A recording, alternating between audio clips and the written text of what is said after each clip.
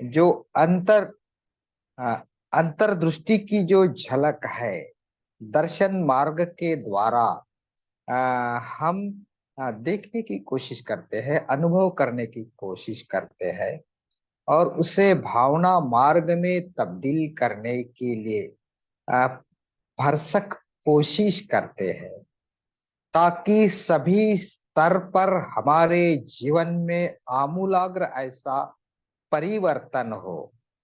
और यह परिवर्तन के लिए, बदलने के लिए हमारे सभी काया वाचा मन में परिवर्तन करने के लिए इस अष्टांग मार्ग के द्वारा हम प्रयास करते हैं। और जो भावना मांग मार्ग जो है, हमने पिछले कुछ प्रवचन में अलग अलग स्तर पर देखे हैं। जैसा जैसा दृष्टिकोण विकसित होता है तो हम दृढ़ होते हैं, संकल्प करते हैं और उसी से ही हमारी वाणी, कर्मांत, आजीविका, व्यायाम, समाधि, स्मृति, इन्हीं के द्वारा हम इस अष्टांग मार्ग को सभी अंग विकसित करते हैं। जैसे कोई पेड़ पौधों के शाखाएं सभी तरह से विकसित हो, वह फूले फले। और आखिरी ये इस अष्टांग मार्ग का यह सम्यक समाधि अंग है, जिनकी शुरुआत साधना से, ध्यान से होती है। और यह ऐसी बात है जो सराव की बात है, करने की बात है, प्रैक्टिकल ऐसी बात है। धम्म यानी केवल तत्वज्ञान नहीं है, तो धम्म यह सराव है, प्रैक्टिस है, आचरण की पद्धति है।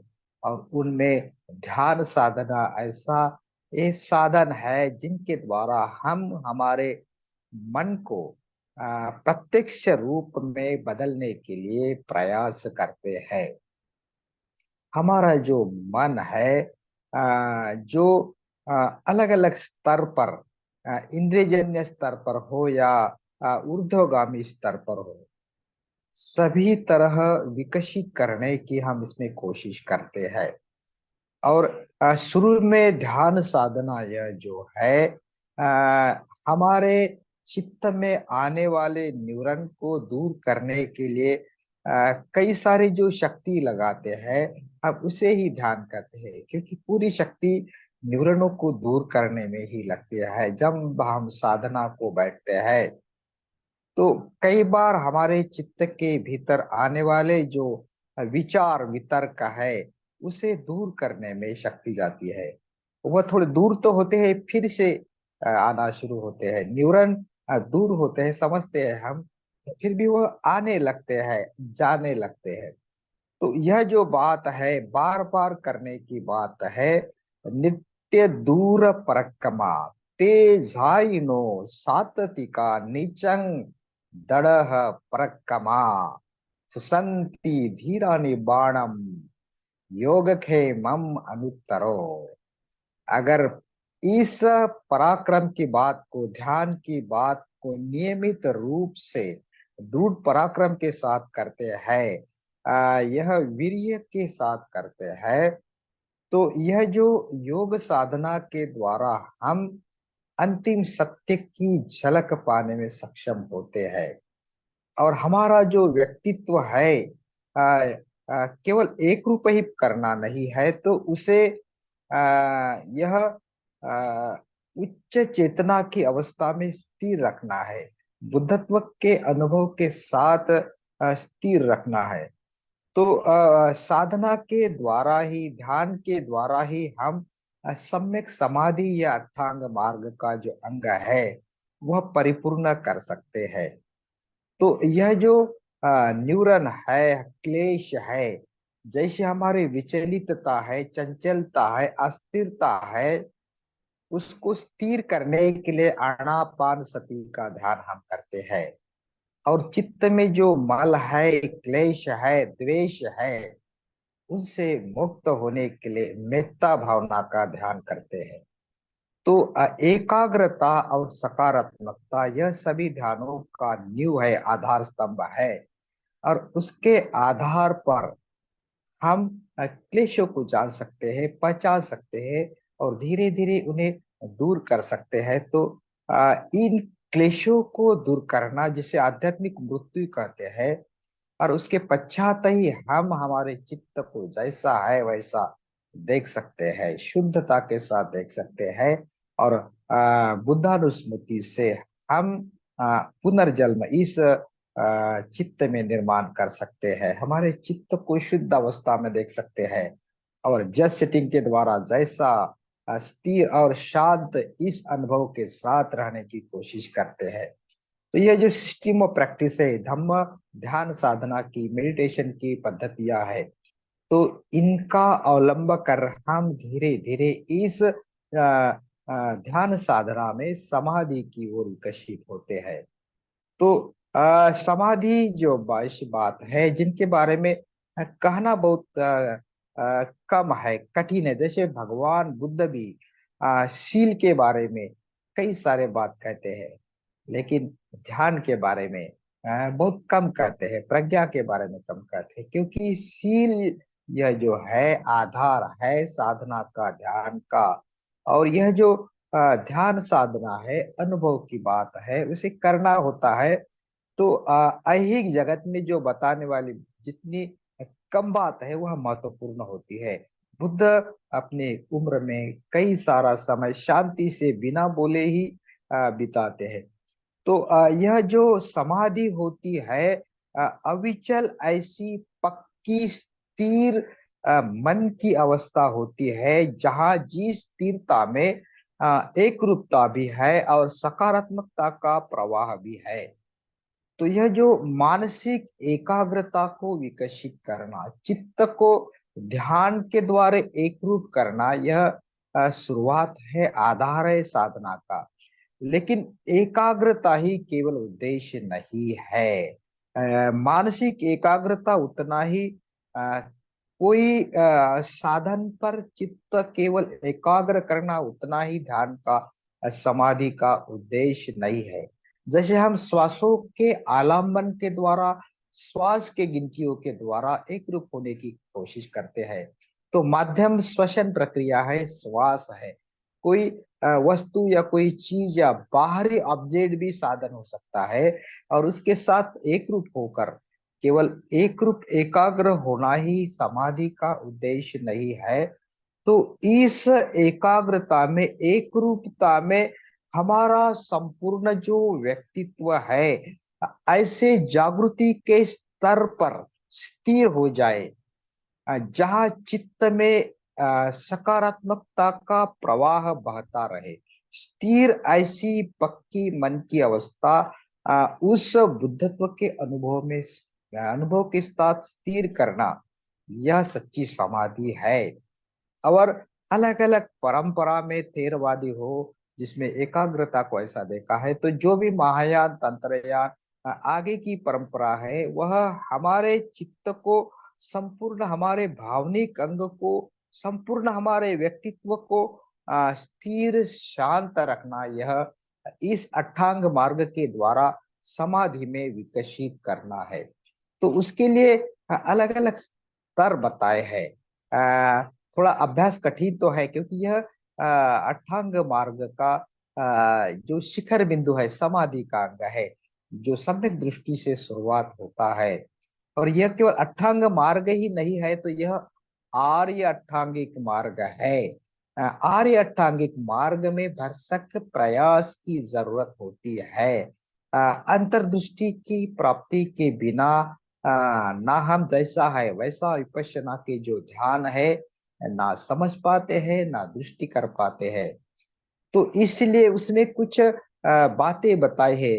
तो पहली बात जो है समता की बात।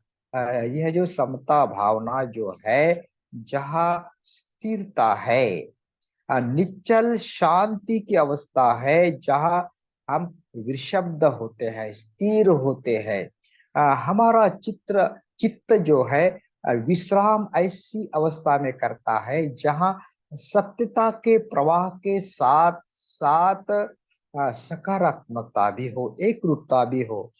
तो इस समता अवस्था में मानसिक शांति के साथ साथ हमारे व्यक्तित्व की स्थिरता भी है, जहाँ चंचल चित्त को हमने स्थिर किया है, जहाँ विचार वितर्क को एक रूप किया है, एकाग्र किया है और ध्यान की शक्ति को विकसित किया।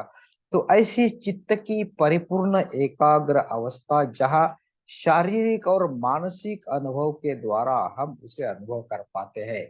अब उसमें जो प्रीति प्रशब्दी सुख के अनुभव है, धीरे धीरे उससे ही विकसित होते हैं।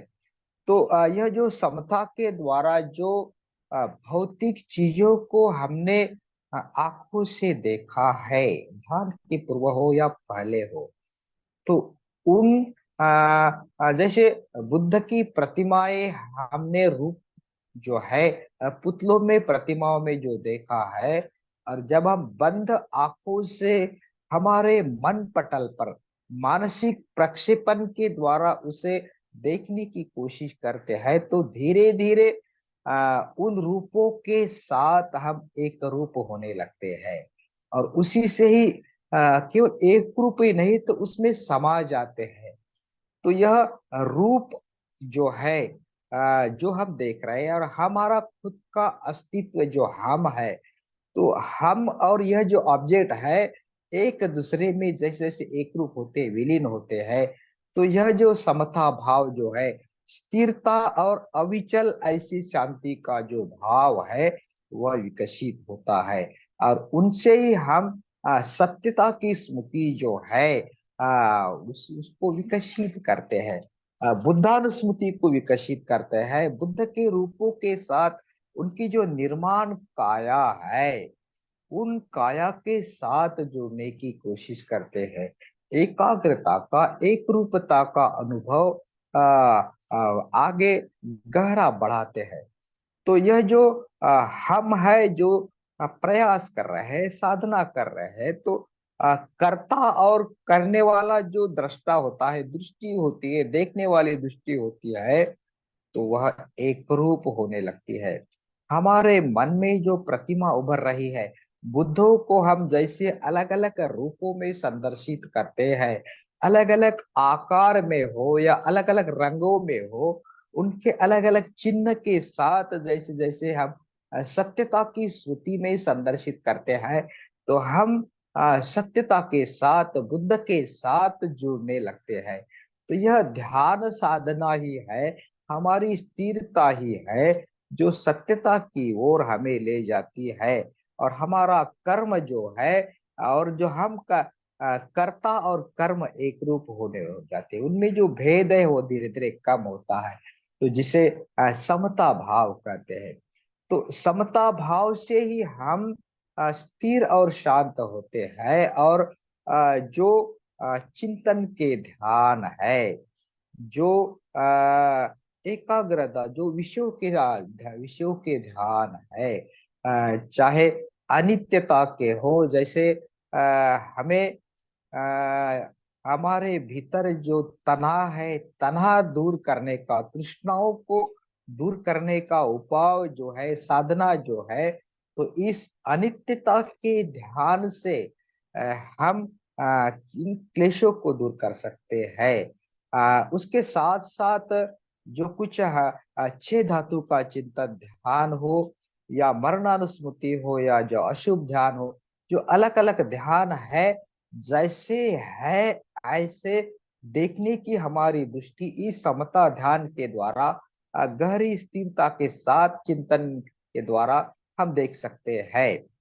और यह जो अहंकार क्लेश को नष्ट करना छह धातु के ध्यान के द्वारा, और उसके साथ साथ हमारे भीतर जो मूढ़ता है, मूर्खता है, मिथ्या दृष्टि है, उन मिथ्या दृष्टियों के ऊपर जो उतारा है, जिसे निदान चेन की ध्यान श्रृंखला कहते हैं, इनके द्वारा हम कार्य कारण भाव को, प्रतीत्य समुत्पाद को अनुभव के स्तर पर समझने की कोशिश करते हैं।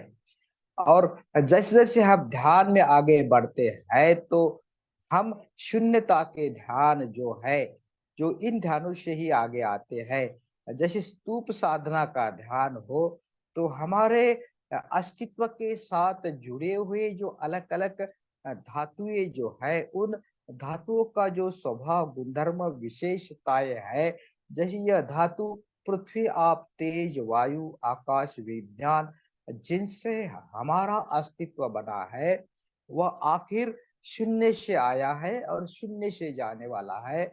और इन सत्यता को शून्यता के ध्यान से हम समझकर धीरे धीरे आगे इस ध्यान साधना की चेन को विकसित करते हैं। तो समता ध्यान यह सभी ध्यानों का, सभी चिंतनात्मक ध्यानों का आधार है। कायानुसति ध्यान साधना का आधार है। हम जब तक श्वासों के जो आवागमन आलम्बन के द्वारा एक रूप नहीं होते, तो हम हमारे काया की गतिविधियां को सजगता के साथ नहीं देख पाते।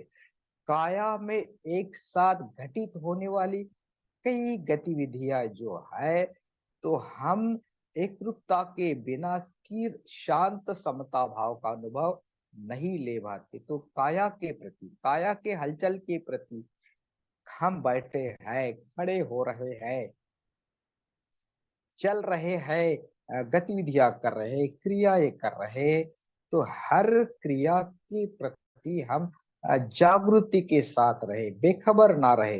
तो यह ध्यान साधना ही है अलग अलग, जो हमें दृष्टि देती है।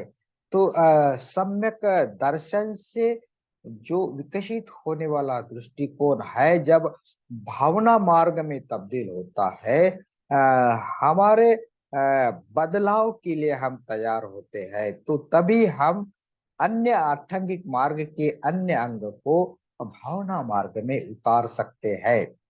तो इस समता के साथ साथ दूसरी बात जो भट्टी जी कहते हैं कि साधना के जो अनुभव है, ध्यान के अनुभव है, ध्यान की जो प्राप्ति है, एकाग्रता का जो परिणाम है, वह है समापत्ति।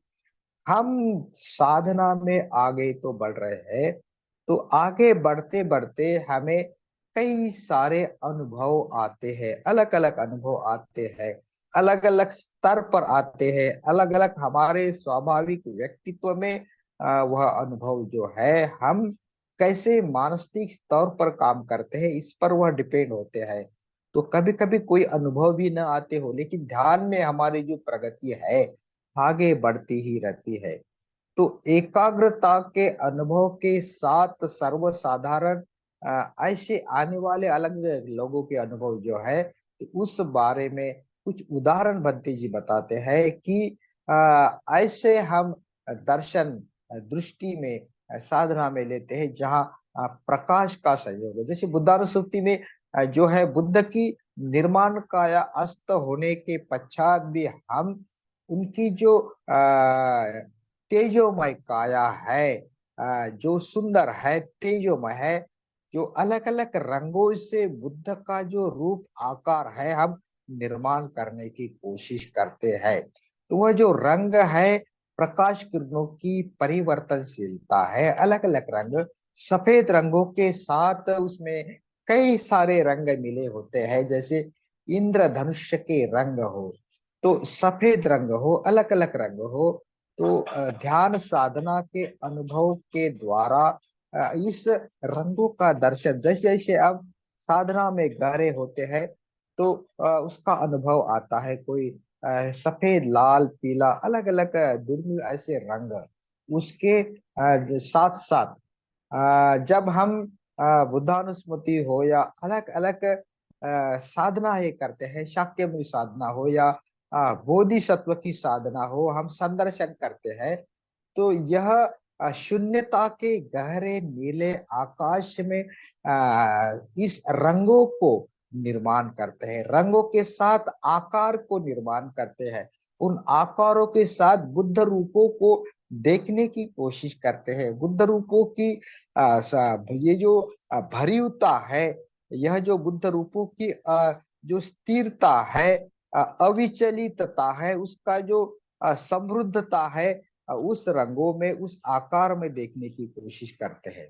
उसके साथ साथ कई सारी अलग अलग जो स्वर है, मंत्रों की ध्वनि हो या जैसे कहिए कि बुद्ध हमें कुछ कह रहे हैं, लेकिन हमारे कान वह नहीं सुन रहे, तो हमारे दिल के कान सुन रहे हैं। तो उन बुद्धों के शब्दों को उनकी मुद्राओं के साथ, उनकी जैसी भूमि स्पर्श मुद्रा होती है, तो कुछ दृढ़ता की संकल्पता की बात बुद्ध हमें कहते हैं। वरद मुद्रा हो, जैसे धम्म चक्र प्रवर्तन मुद्रा हो, ऐसी अभय मुद्रा हो, तो अलग अलग मुद्राओं के द्वारा बुद्ध हमें हमसे बात कर रहे हैं। ध्वनि वहां से आ रहा है, लेकिन सुनने की क्षमता साधना से हमारी जैसी जैसी विकसित होती है, तो मंत्रों के द्वारा, बुद्धानुस्मृति के द्वारा हम बुद्ध के साथ जुड़ते हैं। स्वर के साथ साथ कुछ सुगंधी ऐसी गंध जो है, गंध कुटी, जैसे मूल गंध कुटी हो, बुद्ध के साथ साथ जैसे सुगंधी फूलों का सुवास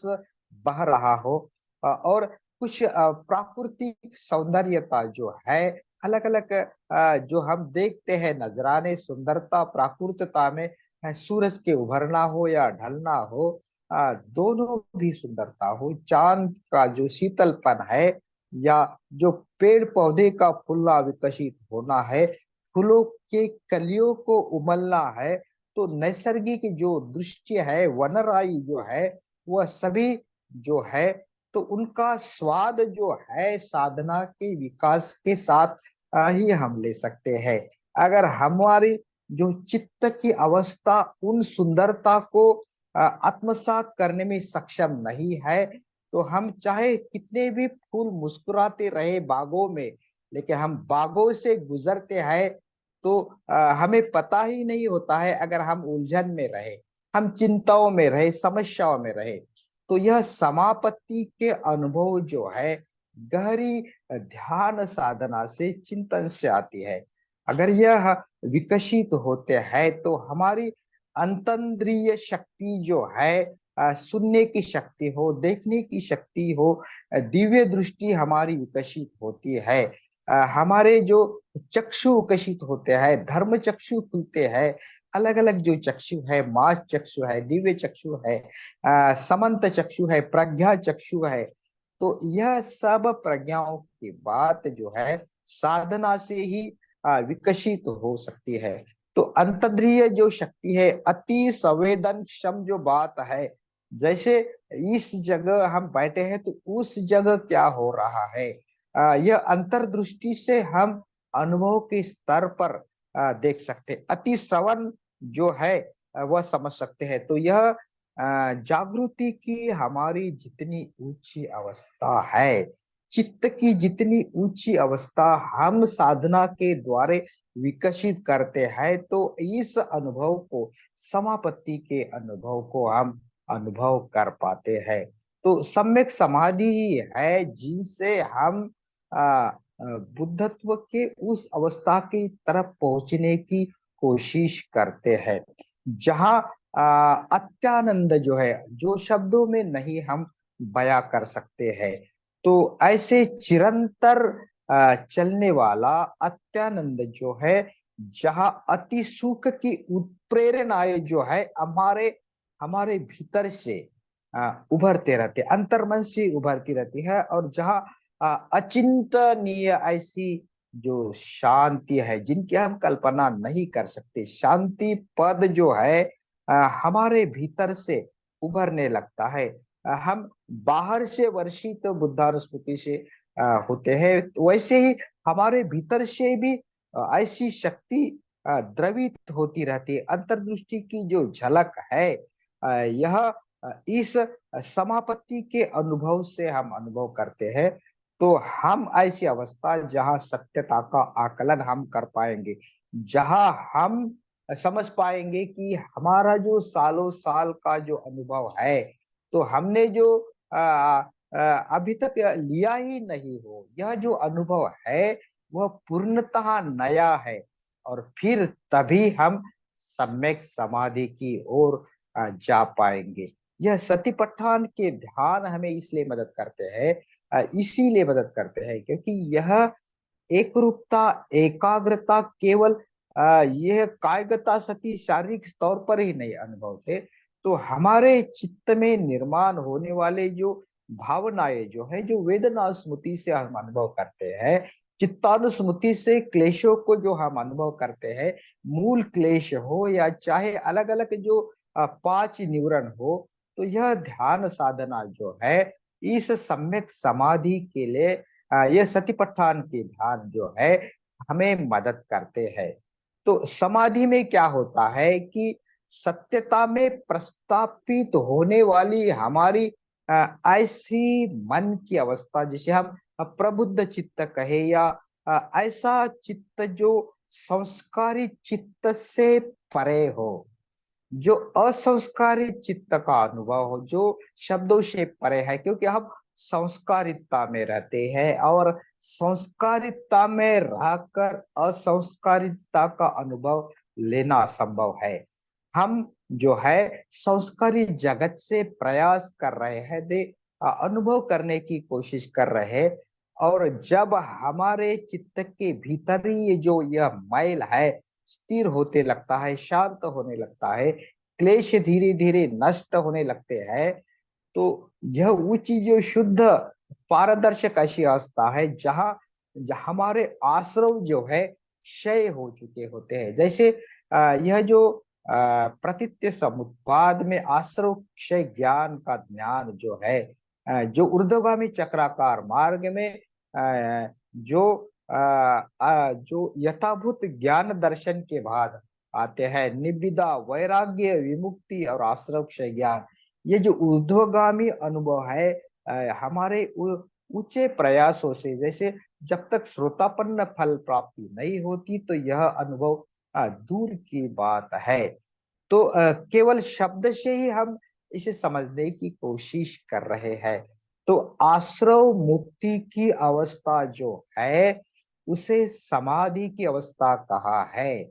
जो आश्रव जो है तीन प्रकार के होते हैं, जिसमें कामाश्रव, भावाश्रव और अविद्या आश्रव कहा है।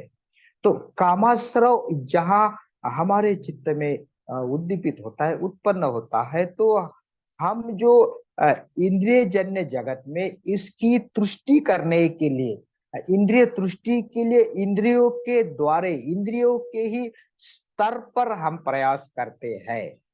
तो तभी यह जो विषारी प्रवाह है क्लेशों का हमारे मन में बहने वाला, जिसे कामाश्रव कहा है, जो हमारे इस इंद्रिय तो है, हमें इंद्रियों से ही हम जगत का अनुभव लेते हैं। यह रूप है, नाम रूप है, तो इंद्रिय रहने वाली है, लेकिन इंद्रिय का जो स्पर्श है जब जगत में, जगत से होता है, जगत के विषयों से होता है, व्यक्तियों से होता है, वस्तुओं से होता है, तो स्पर्श से उत्पन्न होने वाली वेदनाएं जो है तनाव में, तृष्णा में तब्दील होते हैं, और कामाश्रव जो है हमें जैसा है वैसा नहीं देखने देती, और इसी कारण हम समाधि से दूर रहते हैं। भवाश्रव भी वैसा, जो संस्कारिता की बात है, उनके तरफ आकर्षित होना, बार बार हमारा मन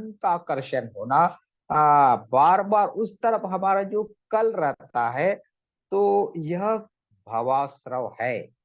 इच्छा जो है इस अस्तित्व में रहने की, जो है हम जीवित रहना चाहिए, अस्तित्व हमारा वैसा ही रहना चाहिए, और उसके साथ साथ यह जो संस्कारिता है, संस्कार में रहकर ही हम असंस्कारिता को छूने की कोशिश करते हैं। लेकिन चित्त है जहाँ कई सारे आश्रव है, तो इस संस्कारित अवस्था में असंस्कारित का स्पर्श होने नहीं देते, और इसी कारण हमारे चित्त में छुपे हुए जो बुद्ध बीज है, जो बुद्धत्व की क्षमता है, वैसे ही जो बीज है अंकुरित नहीं होते, ना फूलते, ना विकसित करते। तो हमें आश्रव क्षय ज्ञान प्राप्त करना है, और यह तीसरा जो आश्रव है अविद्या आश्रव, जो अज्ञानता की ओर बार बार हमें घुमाते रहता है, जो सुअर जो है जैसे भवचक्र के केंद्र में है, मुर्गा, सांप, सुअर, तीनों जो है लोभ द्वेष और अज्ञान की संस्कारिता में हमें बार बार वैसे घुमाते रखता है। तो अज्ञानता में रहना हमें अच्छा लगता है, तृष्णा में हो, क्लेश में हो, द्वेष में हो, क्योंकि यह इंद्रिय जन्य सुख हमें सुखता देता है। तो इसी कारण यह जो अविद्याश्रव है, अज्ञानता में फंसे रहना बार बार पसंद करता है। तो इसे दूर जब तक नहीं करते तो समाधि की अवस्था प्राप्त नहीं कर पाते। तो आश्रव क्षय की अवस्था समाधि की अवस्था है। और आश्रव को मुक्त होने के पश्चात जो प्रयास हम करते हैं, समाधि में अलग अलग 3 प्रकार की जो समाधि है, जहाँ जो भी प्रतिमाओं की बात है, जो भी हम देखते हैं, देखने की बात है, उनको मुक्त होने की अवस्था, वस्तु मात्र के परे, विचार वितर्क के परे जो वस्तुनिष्ठ है, वस्तुनिष्ठ हमारा मन जो है, वह आत्मनिष्ठता की ओर विकसित हो। तो इसे प्रतिमा शून्य या अनिमित्त समाधि कहते हैं। और दूसरी जो है दिशा शून्य समाधि, जिसे अप्रणीत समाधि कहते हैं। तो जब हम इस समाधि की अवस्था में रहते हैं तो ना इधर ना उधर, कहीं भी दिशाओं में ना भटकना होता है, किसी विशेष बात को ना पसंदती ना नापसंदती, सभी लोक 8 लोक स्वभाव से मुक्त ऐसी हमारी अवस्था होती है। ना दूर का ना नजीक का, ना आप पर भेद मुक्त की अवस्था है। ना वहाँ मित्र है, ना शत्रु है, ना रिश्तेदार है, ना कोई दूर का ना नजीक का है। तो ऐसी जब चित्त में अवस्था है, वहाँ अप्रणिहित समाधि होती है, दिशा शून्य समाधि होती है। और उसी से ही शून्यता समाधि की ओर हम विकसित कर पाते हैं, जहाँ रिक्तता जो है, जहाँ कोई चीज नहीं है, जो शून्य से आई और शून्य में जाने वाली है। अगर इस शून्यता को समझ पाते तो हम सत्यता के आकलन तक पहुंच पाते हैं। तो यह जो है जिसे यह समाधि, 3 जो समाधि है, जैसे रूप ध्यान में हम जो जिसे क्या कहते हैं कि ये जो विचार वितर्क है, तो विचार वितर्क नष्ट करने के पश्चात ही हम पहले ध्यान से दूसरे ध्यान में जाते हैं, तीसरे ध्यान, चौथे ध्यान। तो यह फिर अरूप ध्यान, जो रूप ध्यान के बाद अरूप ध्यान में जाते हैं। तो अरूप ध्यान के बाद जो जो है निर्वाण की ओर ले जाने अलग अलग जो ध्यान है, जिसे निर्वाण के द्वार कहते हैं। समाधि जो है, सम्यक समाधि परिवर्तता परिपूर्णता में वह तब्दील होती है। और उसे कहते हैं कि यह 3 प्रकार की जो समाधि है, जहाँ अनंत आकाश की जागृति का अनुभव यहाँ आता है। पहले समाधि में जहाँ जो अनंत से दूर दूर तक फैला हुआ आकाश जो है, अगर हम इस पर ध्यान करते हैं तो यह जो दूर देखने की दृष्टि विकसित होती है। और दूसरा है जो अनंत जागृति का ध्यान जो है, जागृति जो है विशाल है, अमर्याद है। तो उस जागृति की अमर्यादता जब हम देखते हैं तो धीरे धीरे इस ना संज्ञा ना न संज्ञा जिसे कहते हैं, तो उस अवस्था में पहुंचते हैं। तो इससे ही हम समाधि को परिपूर्ण बना सकते हैं। तो ये अष्टांग मार्ग का सम्यक समाधि का अंग है जो है। तो यह सर्वसामान्य ध्यान की बात नहीं है, तो सर्वसामान्य समाधि की बात नहीं है। तो यह परिपूर्ण ऐसी समाधि है जो बुद्धत्व की अवस्था में हमें तब्दील करती है। तो आर्य अष्टांगिक मार्ग जो है, जो हमारी जागृति जो है, हमारे अस्तित्व जो है, उच्चतम स्थिति में पहुंचाता है। हमारी जो सम्यक दृष्टि है, वह जो दर्शन मार्ग है, यह सम्यक समाधि का जो अंग है, एक शिखर बिंदु है, आखिरी पड़ाव है, जो बुद्धत्व के विशाल ऐसे समंदर में हमें पता है। उसका स्वाद जो है, विमुक्ति का स्वाद है। जैसे समुन्दर का कोई कहाँ का भी स्वाद लो, एक ही स्वाद है, तो वैसा विमुक्ति का स्वाद है। तो ऐसा समग्र दर्शन जो अष्टांग मार्ग से अनुभव करना, यह ध्यान साधना से, सम्यक समाधि से संभव है। तो यह जो है निश्चित ही हमारे इस उच्च उत्क्रांति के लिए, मन के उच्च ऊर्ध्वगामी विकास के लिए हमें मदद करने वाला है। तो आप सभी धीरे धीरे जैसी साधना विकसित करेंगे, हम सब प्रयास करेंगे, हम भी प्रयास कर रहे हैं, तो इस स्वाद का, विमुक्ति का स्वाद का निश्चित अनुभव लेंगे। तो सभी को बहुत बहुत धन्यवाद देते हैं, शांति से सभी ने सुन लिया।